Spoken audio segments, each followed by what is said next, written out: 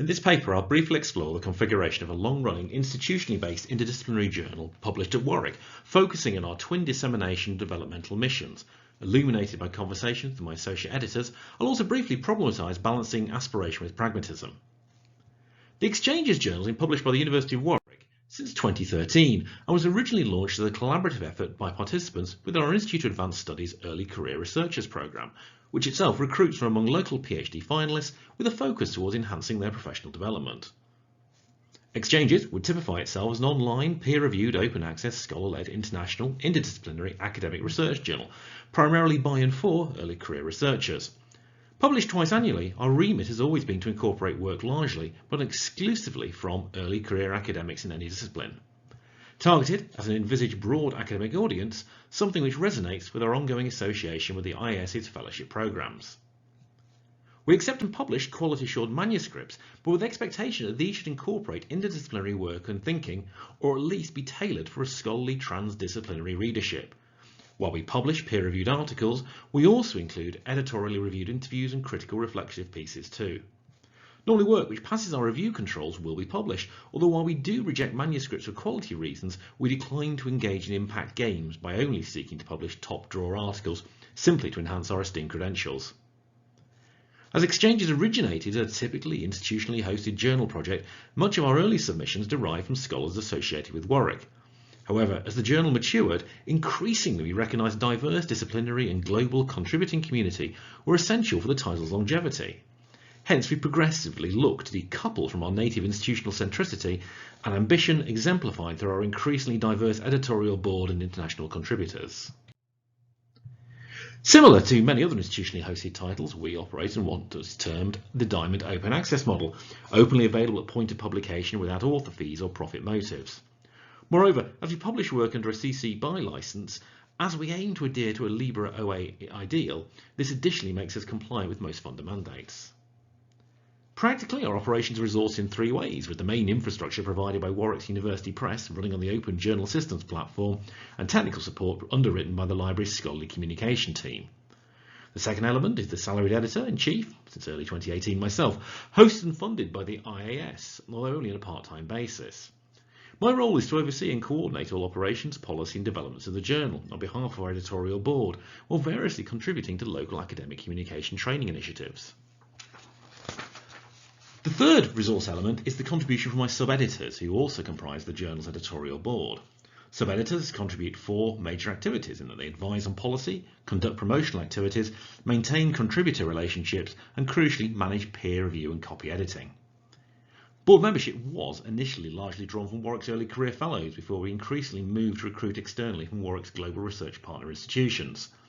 Today, the board comprises a mix of late-stage postgraduate and established early career researchers from 7 different institutions globally, and maintaining its geographic diversity remains an ongoing focus. More recently, we've also acquired some associate editors whose involvement I'll talk about in a moment. Exchanges then principally addresses 3 missions, synergising with the IS's own research and developmental mission. Originally, Exchanges' explicitly defined primary goal was to provide a quality-assured forum for early career scholars to contribute to establishing an ongoing interdisciplinary discourse through publishing a journal. However, a vital, if less clearly articulated secondary goal is a desire to create an enabling environment through which contributors can be supported in developing their authorial, reviewing editorial skills. This ambition is realised through participation in the title, along with an editorial policy of being as supportive as possible for contributors, which helps foster effective working relationships and positive authorial outcomes. Finally, our third mission is to help enable our contributors developing professional career visibility through publicising their contributions via our various networks and social media channels. Historically, this was the least systematically accomplished element, but its realisation has expanded considerably recently within our companion podcast series, The Exchanges Discourse. Exchanges, then, is less concerned about advocating open scholarship practices per se, but more with being a journal through which newly minted academics could achieve a positive publishing experience, with, for example, even authors with declined manuscripts receiving extensive feedback. Our intention is, through engaging with Exchanges, editors and other contributors will grow in professional confidence and in terms of their publishing skills, an outcome supported through contributor feedback. We do face some operational challenges, although our financial backing remains stable. However, as a relatively low impact title, we can struggle to gain sufficient numbers of higher quality ingest as we deal with a lot of first-time authors. Certainly building our reputational capital and the title's visibility requires not inconsiderable time-consuming active promotion too. Additionally, overcoming the entrance barriers to the commercially dominated journal indexes has proved tricky and an unresolved concern given the value academic authors ascribe to metrics. Alongside editorial induction and training demands, because we draw on people at crucial periods in their research active careers, it's not uncommon for editors to depart after relatively short periods of office, resulting in a loss of experience and additional recruitment demands. Operationally, our reviewer pool is also too numerically small to readily deal with every submission topic, hence we frequently need to seek new scholars to assist us as reviewers. Under our developmental agenda, again we do recruit reviewers from the early career community, but with their common career impermanency can create time-consuming location of alternate reviewers on occasion. Finally, as our journal platform is maintained by the library, we understandably compete for their team's attention. Taken alongside dealing with the global free and open source community's priorities relating to feature development, this presents some uncertainties in terms of platform evolution. I want to talk now about a recent development, special issues, and how the additional labour resource demands they created led to us developing an associate editor programme. Our regular twice-yearly journal publication schedule was revised in 2020 when we published the first of a slowly growing number of additional special issues. Each special issue had been initiated as a result of some approaches from early career researchers from Warwick and other institutions. While there have been some prior tentative moves towards creating special issues, for various reasons these are not coalesced, and hence they weren't something we were actively considering developing. I was originally approached in January 2019 to consider developing our very first pair of these issues, although it was unclear how much additional editorial labour might be involved. And from my experience, I realised it would not be a zero-sum requirement. Consequently, I was concerned our extant infrastructure would not be able to produce these issues without a significant degree of additional resource. However, excitingly, for a title still forging its reputational capital and combating relative invisibility, these approaches were perceived as significant markers of our growing esteem and recognition by a publishing institution. We recognised too how producing these issues would considerably benefit the title's mission, and while they would diverge from our more varied interdisciplinary content, in turn they possibly increased awareness of the title among potential new contributor audiences. Crucially, the special issues provided us with an opportunity to test and refine a new publishing mode beyond our regular scheduled issues. So, we needed to source additional editorial labour, but simply expanding our board was impractical and not very desirable. Thus, to support the editorial work required to produce our special issues, we instead recruited help from amongst Warwick and Monash University's postgraduate research communities. In doing so, we created a new category of editorial contributor, the associate editor. Primarily, associate editors were intended to oversee the reviewing and copy editing stages for special issue manuscripts, but they wouldn't advise on policy or be expected to promote the title. In this way, we would also limit the labour burden we were asking each associate editor to take on while still maximising their experience. Recruitment was largely conducted through personal recommendation and contacts within the relevant postgraduate researcher communities, with special issue instigators helping identify a pool of potential candidates. After some initial hands-on training, new associate editors then set to work as editorial leads on relevant submitted manuscripts. To date, we have taken on 10 associate editors over the past couple of years, with a similar number envisaged over the next 18 months or so. Now, I was able to secure some small research stipends for each of the Warwick-based associate editors in parity with our local board, although financial regulations have precluded us in proffering this to editors based elsewhere. Hence, in attracting associate editors, our offer was constructed entirely on the experiences and various career-enhancing benefits they could gain, alongside professional satisfaction in enriching the research discourse. Specifically, we hoped they would achieve an intimate understanding of publication processes from a production perspective and a deeper appreciation of the scholarly publication field. The intention was they would acquire an understanding of editorial pragmatics and practice, along with elements of relationship management and project delivery. Added to this, we anticipated they would become better at comprehending the nuances of related publishing policies, licenses, and ethical considerations. Finally, their involvement would ideally also widen their professional networks, benefiting their personal recognition and visibility within the academy. While these were our intentions, evaluating if the associate editor's lived experiences matched our ambitions and their own expectations was crucial in terms of developing the roles.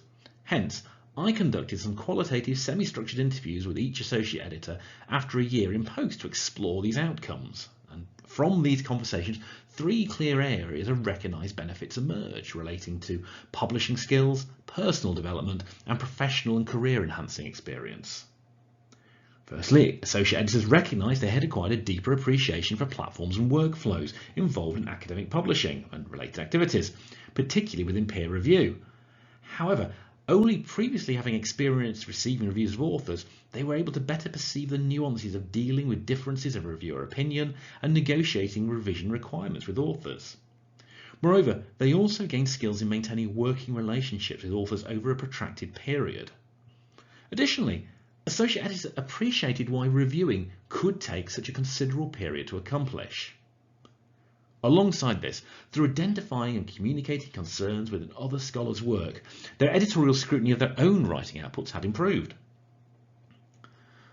Secondly then, through reading manuscripts, related works and reviews outside of their own scholarly niche, associate editors felt more confident in both their personal disciplinary knowledge and comprehension of broader interdisciplinary topics. Moreover, through editorially guiding manuscripts possessing divergent tones, structures or voices, associate editors expressed a deepened appreciation of disparate but effective approaches to communication clarity, knowledge transfer and idea expressions. Through engaging with multiple authors and reviewers, editors' communications had improved too, especially in terms of understanding approaches to effective and constructive professional dialogues. Finally, the associate editors recognised their professional visibility had benefited from interacting with different authors and reviewers over an extended period of time across interdisciplinary boundaries. Moreover, through their editorial labour and during contributor discussions, they gained valuable insights into achieving an effective work-life balance between their studies, research and editorial duties. Surprisingly though, editors had also perceived they developed a deeper appreciation for the varying and competing demands faced by working academics, which had resulted in a perceptible increased tolerance and even empathy over the delays they might experience with contributor engagement. I've touched on the limits we have in terms of tangibly rewarding our non-Warwick editors, which are largely an artefact of our institutional origins, but these have been thrown into sharp relief by our associate editor programme. Ahead of my own appointment, little consideration had been made as to how to tangibly reward external editorial contributors. Despite a number of productive conversations with our partner institutions since then, materially recognising editorial contributors' efforts remain elusive. While there are expectations scholars will contribute labour in kind to the Academy as part of their developmental activities, I remain dissatisfied we are unable to offer anything more concrete to reward associate editor contributions. Simply because significant elements of the scholarly communications world are configured in an exploitative mode of contribution and reward does not mean that institution scholar-led titles should simply mirror this. Yet, this remains the mode within which the exchange's operations and many comparable institutionally hosted journals are configured. For us, this inability may be primarily due to local financial regulations rather than fiscal resource, but the unresolved tension it creates feels inequitous, especially for our associate editors, who are more likely to be members of the academic precariat. I acknowledge a real politic issue here, where despite a personal ideology enmeshed with the mores and practices of open access in the academic commons, personal idealism has been by necessity set aside for pragmatic operationalisation. Exchanges was founded to fulfil a strategic desire to form a locus for interdisciplinary community, discourse and development. While our stakeholders' perceptions and associate editor experience judge we do deliver on this, questions of appropriateness of reward and recognition remain. I acknowledge there are recognised routes for providing a modicum of externally recognised career capital for editorial contributors such as Publons. I remain personally sceptical how recognition in this way for work and a title such as ours proffers a significantly tangible return on my associate editor's investment of time. And while presently an elegant solution eludes us, ongoing conversation with other Warwick Press titles will explore other possibilities. Clearly, each associate editor has made a significant practical contribution to our special issues, gaining authentic, if intangible, benefits as we had hoped, and some beyond our expectations. These experiences in turn have helped reshape how we recruit, train and support future associate editors. But what remains unanswered is, despite their expressed personal satisfaction in their participation, is the degree of career-enhancing benefits associate editors have gained. Producing the special issues alongside our regular schedule and initiating the Associate Editors Programme has been a learning journey, but it has also helped us to more clearly comprehend the requirements for instigating such future issue projects, as well as demonstrating to our institution and publisher how we are delivering on their strategic goals and operational intentions for us. I think along with the success of our Associate Editor experiences, this has helped revalorize our efforts and our continuing publishing operations. Thank you for listening.